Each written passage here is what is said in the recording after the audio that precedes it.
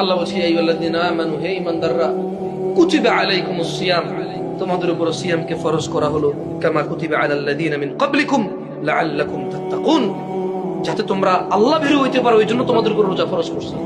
প্রত্যেকে আমরা রোজা রাখি, কিন্তু আমরা আল্লাহ ভীরু হইতে পারছি না। তা কেমন রোজা রাখি আমরা? একটা শেভ করা লোক বললো না যে রোজা আসছে আমি রোজা রাখি, এখন আমার তাকওয়া অবশ্যই আমি আর শেভ করবো না।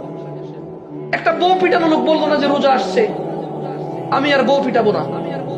একটা জুয়ারি বললো না যে রোজা আসছে আমি আর জুয়া খেলবো না। একটা ইয়াবাখোর বললো না যে আমি আর ইয়াবা খাবো না, রোজা আসছে আমি রোজা রাখি, আমার তাকওয়া বাড়ছে।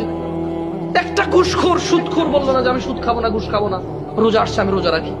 একটা সিনেমা নাটকের নায়ক নায়িকা বললো না যে আমি রোজা আসছে রোজা রাখি, বলছে যে হালাল সিনেমা বানাবে। কি দেশ, কি মানুষ, কোন পর্যায়ে পৌঁছাইছি, কোন পর্যায়ে পৌঁছাইছি। সত্য কথাগুলো বললে শত্রু মনে করে, বলে যে সুন্দর করে বলেন। আরে ভাই, সুন্দর করে কেমনি পিটায় আমি জানি না,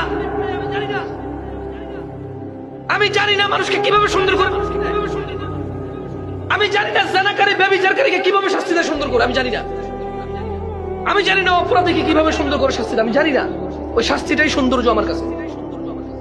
আমার কাছে অপরাধের বিচারটাই হচ্ছে সৌন্দর্য, আমার কাছে অন্যায়কারের লাঞ্ছনাই হচ্ছে সৌন্দর্য, যাতে অন্যান্য মানুষ অ্যাওয়ার হইতে পারে, ওয়ার্ন হইতে পারে, সতর্ক হইতে পারে। This is what beautiness of my view, my point of view.